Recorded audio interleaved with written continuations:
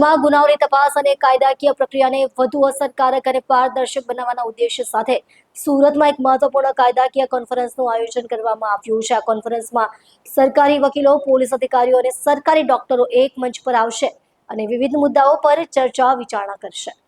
રાજ્ય સરકારના આશ્રય હેઠળ યોજાઈ રહેલી આ કોન્ફરન્સનો મુખ્ય હેતુ સરકારી વકીલો અને પોલીસ તંત્રની તપાસ પદ્ધતિમાં ગુણાત્મક સુધારો લાવવાનો છે। ઘટના સ્થળેથી પુરાવા એકત્ર કરવાથી લઈને અદાલતમાં રજૂઆત સુધીની સમગ્ર પ્રક્રિયાને મજબૂત બનાવવા પર આ કોન્ફરન્સમાં ખાસ ભાર આપવામાં આવશે। કોન્ફરન્સમાં સરકારી વકીલો માટે વિશેષ તાલીમ સત્રનું પણ આયોજન કરવામાં આવ્યું છે। આ સત્રમાં કાનૂની બારીકાઈઓ, અસરકારક દલીલો અને કેસને મજબૂત રીતે રજૂ કરવાની કળા શીખવવામાં આવશે। આ ઉપરાંત તબીબી વિજ્ઞાન અને ગુનાશાસ્ત્રના આધુનિક પાસાઓ પર પણ પ્રકાશ પાડવામાં આવશે। આ કોન્ફરન્સનું સૌથી મહત્વનું પાસું ફોરેન્સિક સાયન્સ પર કેન્દ્રિત રહેશે।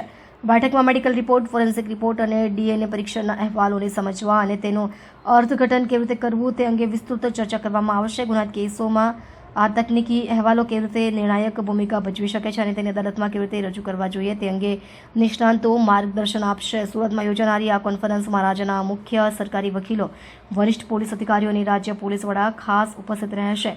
તેમની ઉપસ્થિતિ આ કાર્યક્રમના મહત્વને વધુ રેખાંકિત કરે છે। આ કોન્ફરન્સથી રાજ્યની તપાસ પ્રણાલી અને કાયદાકીય પ્રક્રિયામાં સકારાત્મક પરિવર્તન આવે તેવી અપેક્ષા રાખવામાં આવે છે। કાલે 15 માર્ચના દિવસે જો આખા દિવસના વર્કશોપ રાખવામાં આવી છે director prosecution Shri R Patel સાહેબ તરફથી।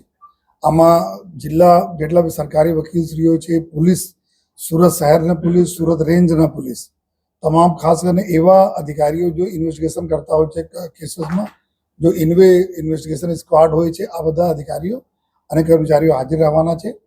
પર્પસ એવું છે કન્વેક્શન વધે જોઈએ। આપણા ગુજરાત સરકારશ્રીના એવા અભિગમ છે કે જેટલા બી જો ક્રાઇમ કરતા હોય છે એના લાગવા જોઈએ કે એના ઉપર પૂરા પુરાવા અગર અમે બરાબર રીતે પોલીસ તપાસમાં ભેગા કરે અને પછી આપણા જો સરકારી વકીલશ્રીઓ એના બરાબર કોર્ટમાં મૂકે અને કોર્ટ તરફથી કન્વિક્શન થાય, એમાં ક્યાં ક્યાં અમારે ખામીઓ રહી જાય છે, ક્યાં ક્યાં અમારે કોર્ડિનેશનની જરૂરત છે, એના આશયથી જો આવતીકાલના એક જો વર્કશોપ છે એમાં અમે લોકોને બી ઘણા બધા શીખવા મળશે।